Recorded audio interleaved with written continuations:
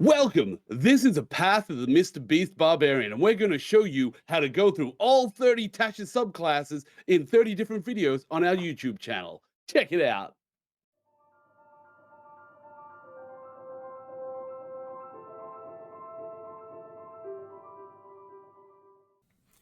Barbarians, Path of the Beast. These are barbarians who walk the path of the beast, draw their rage from a bestial spark burning within their souls. That beast bursts forth in the throes of rage, physically transforming the barbarian. Such a barbarian might be inhabited by a primal spirit or be descended from a shapeshifter.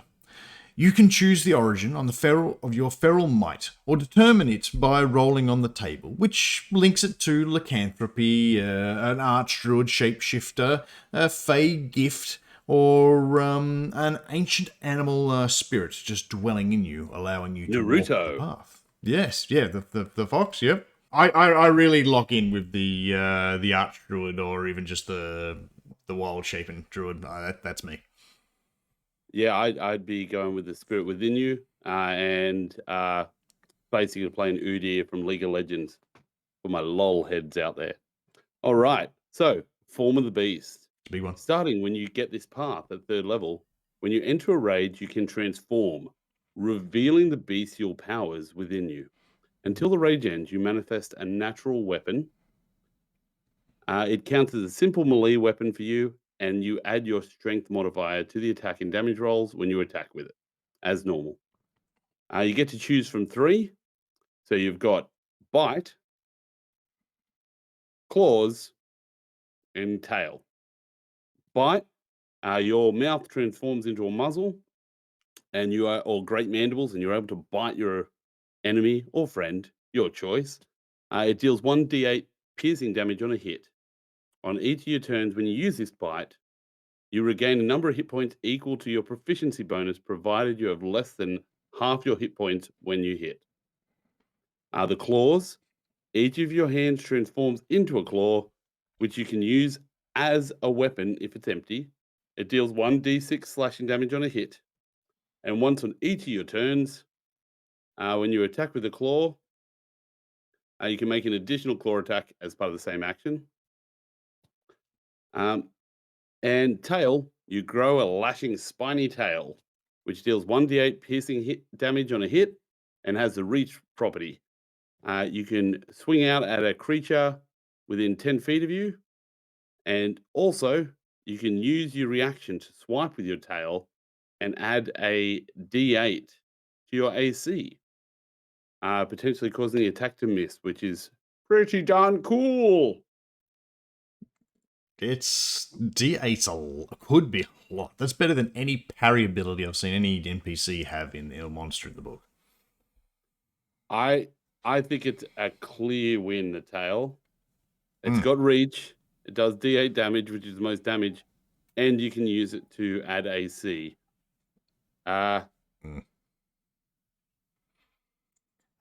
Yeah, I think they're all cool. I definitely see Bite is something that you're only really gaining the big benefit after you getting down in hit points. So survivals campaigns, when you got a lot, keep going and you can't rest, yes, that's where Bite's going to come in handy. So maybe not the first one you bust out. But the claws for an extra attack or the tail for defense looks great. Particularly if you're only fighting one bad guy, the tail. You only got to deflect him once for a lot of them at these low levels, and they don't get a second attack. So these are cool attacks. 6th level, you gain Bestial Soul. Now, your feral power increases within you, causing your natural weapons that you form from your form of the beast to count as magical for the purposes of overcoming resistance and immunity to magical weapons, damage, and attacks. You can also alter your form and adapt to your surroundings. So when you finish a short or long rest, you can choose one of the following benefits, which lasts until you long or short rest again. So your 3 options are: you gain a swim speed equal to your walking speed and can breathe underwater. You gain a climb speed equal to your walking speed, and you can climb up difficult surfaces, including upside down on ceilings without having to make an ability check. Or thirdly, when you jump, You get to make a strength athletics check and extend your jump by a number of feet equal to the check's total. You can make this special check only once per turn. So 3 options, and I see there is the default one would be jump. And then once you know climbing or swimming is going to be more advantageous ahead of you, that's when you'd switch it. So my default would be jump, because leaping around the battlefield is freaking cool. And then when you actually get aquatic or into somewhere where climbing is going to be more beneficial, dungeoning, that's when, or caving, that's when, yeah, one of those is going to get switched up. What do you reckon, Mitch? With me, I'm running, as you said, jump straight up because first of all, jumping's cool. But second of all, for the climbing and swimming, when you run into that challenge, so all of a sudden you go somewhere, you're going to go into the water. I really like the idea of using that short rest to acclimatize to your situation. So you go and you actually put your hands into the water and slowly over like half an hour, an hour, you're sort of slowly adapting to the water and growing gills. And so I love the concept of when you're on land, you've got crazy hulking leg muscles, but then when you go to climb, these little claws start growing out of you over a short rest. Very cool. All right. Infectious Fury. At 10th level, when you hit a creature with your natural weapon, tail, while you're raging, the beast within you can curse your target with rabid fury. The target must make a wisdom saving throw where the DC is 8 plus your constitution modifier plus your proficiency bonus, or suffer one of the following effects.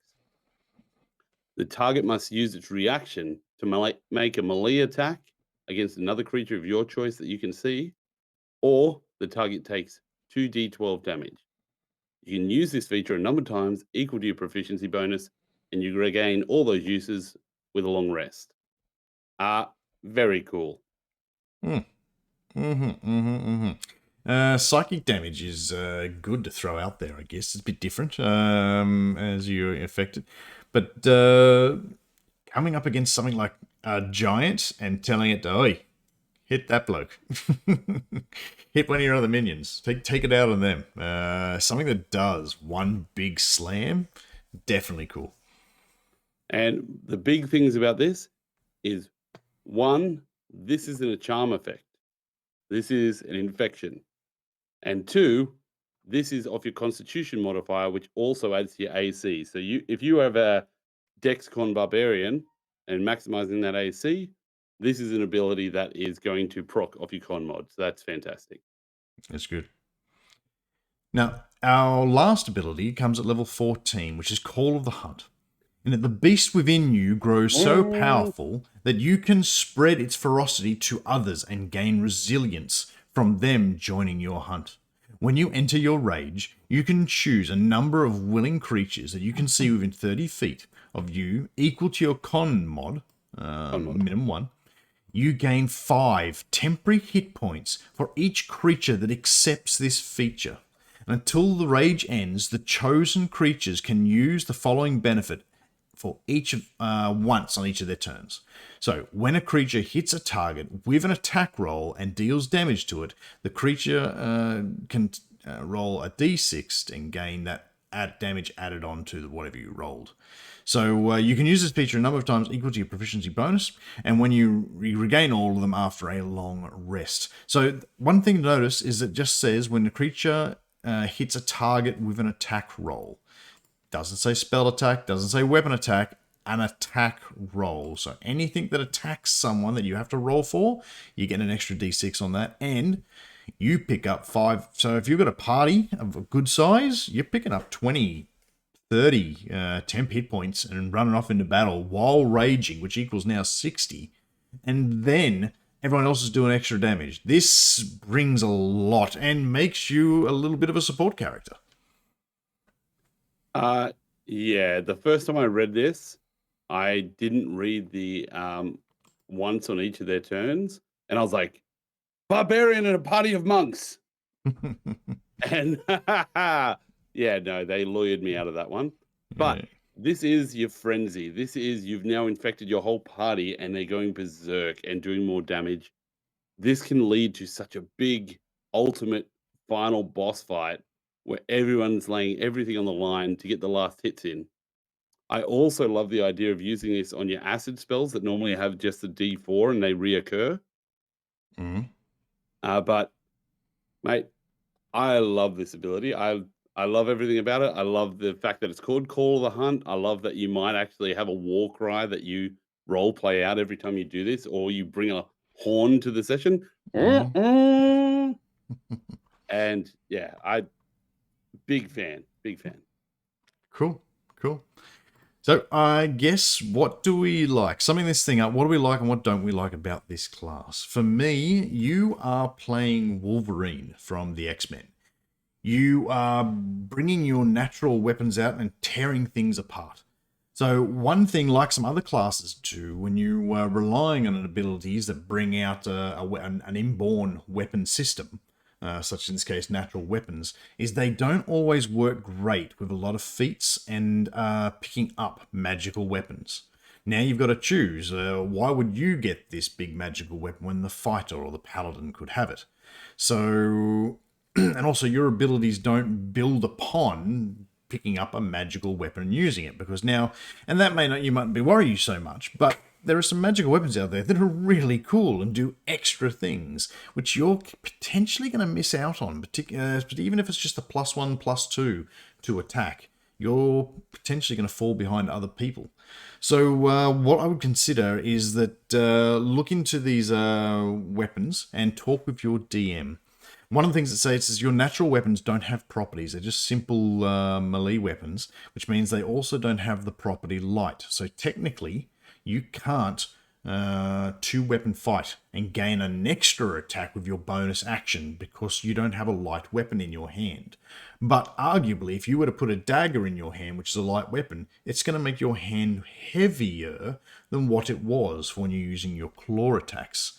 So at my table, you'd have no problem with doing 1, 2, bonus action, another claw, 3 attacks at level 3. Amazing. You're only using D6s, you're not using your big D10, D12, so not a problem there. Another one to get Listen, around it. don't you try and lawyer away. It doesn't say light. You can't do it. Stop trying to cheat. Stop trying to cheat.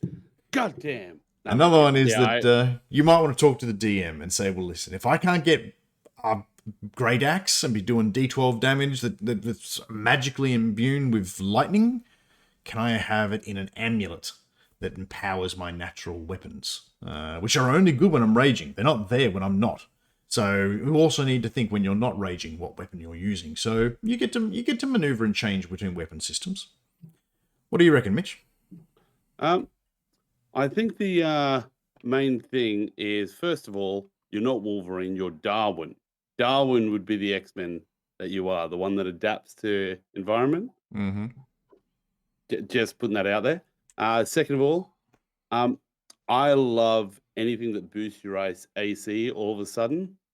Getting the fighting maneuver, bait and switch, having your beast jump.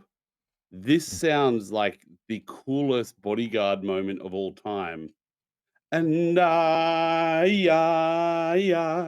will always. And you leap up like a 40-foot cliff, land next to your wizard that's about to get attacked, switch places with them, buffing their AC with bait and switch and your own. And then as they attack you, you get to roll another D8, and you could buff that like up to an extra 14 AC. And that's just with a basic fighting maneuver without being a fighter. So that's fantastic. I love the cinematics of this whole thing. The dislikes is the bite. Uh, as I was saying before, it just doesn't compare to the Dampier. And considering you could be morphing your face into a very Dampier kind of more, I don't understand why they made it so much worse. But hey, I guess they didn't want to copy paste. And to be fair, I do often spend these videos rousing on them for copy pasting. So good job, I guess. Wizards, maybe? I'll take the hit on that one, huh? All right, character concepts. How are you going to play this one, Mitch? Off, off, off. Uh, as soon as I saw the big bestial leap, Mm-hmm. I thought of that moment in X-Men where the guy, and there's also another Martian movie when he's been the wrong way and then they leap up like 100 feet. And I was thinking to myself, what a great idea for a campaign that's set in Faerun, like not a Spelljammer campaign. If your DM would allow it, choosing a character like a Plasmoid Mm-hmm. or something that's come from Spelljammer, come from out of this universe, but you're hiding. So I like the idea of taking maybe uh, Eldritch Adept Mm-hmm. and taking the mask of disguise Eldritch Adept, so that you actually have a uh, a cloaking sort of disguise self spell. Yep. And although you're a barbarian and you are a alien, you're always trying to hide it, even from your friends. So you're like sort of nervous about the way your body works and that stuff. But then when you go into a rage, all of a sudden the disguise drops, your legs bend the wrong way, you leap 40 feet forward and start doing advantage on grapple and just tearing people apart. I love the concept of an alien being in Faerun and trying to hide it. Like it's just a nice little side story. You Cool. wouldn't want it to be overpowering. You discuss with the DM and say, "Listen, I don't want this to be a main quest. I don't want anything to come from that universe to attack me. I just want to feel out of place, just a far traveler." And yeah, that'd be me. How about yourself? I really like the idea of the child of the bard and the druid. And those two had a habit of not always being in humanoid form when they were lovemaking. That really comes out as my character now. And I get these little twitches from now to now. Which another the class I guess I would play with this would have to be something like Minotaur. Because I just want to see them leaping through the ground, crashing in and coming and tearing things apart, and then throwing the axe, Oh yeah. hoiking the axe at someone, and following it up with a rage and come touring in and goring people and slashing them up. And it's all natural weapons, so it's all kicking in and working together. I think that'd be really cool. And also with that jump, I could jump over the moon. 100%. Uh, now, what's the elephant race that your wife loves to play? It's either Luxo or Luxodon, depending on which Luxodon, where you yeah. get it from. So, Luxodon. So, my challenge to you guys is I want you to work out the damage on a max jump from a Path of the Beast Barbarian as a Luxodon onto a Goblin. On level ground, I've got to Direct hit. specify that level ground. So, you can't just say I jump off a 2,000-foot high cliff. Level ground, most damage from falling. Put in the comments. Let's see who's the smartest. It's me. It's always you, Mish. Uh, Player tips then. How do you get the most out of this? How do you have your moments using this subclass? For me, it's not choosing bite. Mm-hmm. I see Bite coming in handy in those survivalist campaigns when it's getting down to the hit points and you're not allowed to rest, but and this is some way of just the same with the mage spell Vampire Bite or something. It's just getting a few hit points back to keep you running. Yeah, but realistically, what I would do is I'd play the race as a Dampier, Mm-hmm. and then you take the tail, and you've already got your climbing. So all you have to do is switch to swimming, and you pretty much got everything covered at all times. Mm. How about yourself? I would not forego a melee weapon of barbarian weapon. Now, you've got to carry something to hit people when you're not raging. You might run out of chances to do a rage, so you've got to have a weapon to swing. And failing that, just because you've got this bestial form, say the tail, for example, doesn't mean you have to necessarily hit with it. You could still use your big axe, hit things, and just use the tail for the defense. When it suits. So none of this is a constant. Like, you should adapt and do things as they interest you, as they are dramatically cool, and also just to change things up, because I'd hate to just do the same thing over and over again and call myself a player. I would also go find a really cool race that's going to blend in nicely for you. I mean, I still want to do a centaur very Luxodon. soon. I think in Luxodon, there's so many cool animal types. Leonid, So many cool ones out there. So find something that's going to give you some nice checks and balances there, and then go find one of the gods that's going to suit you well. Now, one is Malar, which has come up a few times on this channel, and he's the god of bestial savagery, like tearing things apart, bloodlust.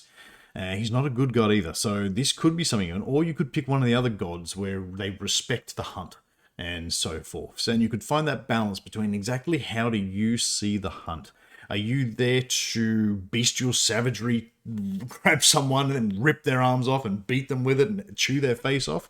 Or are you going to respect the prey and the hunter relationship? I really like that. That actually tickled my fancy. So, DM tips. What are you looking at here, Archie? Well, as I said, you need to check any feats and abilities you're going to use to make sure your natural attacks are going to work on it. Also, once again, worth checking with the DM, describe like, listen, if I put a dagger in my hand, it becomes light. So dropping the dagger would mean they're light, right? Come on, like, if you want to go down that path. Once again, as the DM, be open to potentially giving them a magical necklace that'll empower their natural weapons, allowing them to, I don't know, do flame strikes or poison blade, something added to what they're doing while everyone else is getting these cool weapons. The Barbarian might want something cool as well. And You could go a modification. The monks have the dragon hide belt, which is like +3 to all your natural attacks, Mhm. and that's good for druids and stuff as well, that sort of thing. But +3 to your attacks, but it also increases your DC. That sort of thing for this, like call it a beast hide belt, Mm. and say that it's a +3 magical amulet, and when they attack, it gives a +3 to all their saving throws, or even a -3 to the enemy's saves or against checks, like athletic checks or something. But something fun like that could work. Yeah, very much. What do you reckon, Mitch? Anything else? So the there it is. I just skipped stuff. So for this, I think one of the big things is not ruining the game over a missed mechanic. So with this, they need to make choices every short or long rest. My suggestion is have the jump one on generically, and then when they reach a situation where they want to change the water of the mountain, they change to that, and then automatically changes back if they don't use it for a while or something like that. But one thing you could do, just to make sure you don't have any fight at the table, is just don't say anything. And then when they arrive at the situation, they're like, "Hey, you guys need to go underwater." The first one of the day, they could say, "Hey, as I approach the water, the gills form," sort of thing, and just give them a freebie. It's one of those things that in most friendship groups, you'll work this out really easily. In a group where it's strangers or new friends, as I like to say, um, it might be good to just roll with the players on this and not hold them too much if they didn't say something at the start of the session, because it's one of those ones that can really break the mood. We understand what the class is for. We understand what the intent is. Just roll with it a little bit. Give them a little bit of slack. Stranger's just a friend you haven't met. I always rely Exactly on the right. kindness of strangers. Always rely on the kindness of strangers. Right, well, I think that's about it, Mitch. So thanks for joining me on this one. I hear you're going to This is edit a this fun one. one. This is a fun one. Honestly, had we done this video before I started the New Forces Nature campaign, I probably would have done this Mm, subclass. But at the moment, it's part of the Wild Magic, which is still really fun. yeah, I need to play Barbarian or a Paladin there. One classes I don't often play, and I need to get in, so this could be a good one for me. Oath of Glory. Oath of Glory. Thanks for joining me, Mitch. I'll catch you next time. We're running out of Tasha's Cauldron things to do. One? One to go. Do you know what it is? Yes. It's the Bard of Creation, Shadow Wizard, Time, Sorcerer, Monk, Warlock. That's the one. I'll see you then when we do that.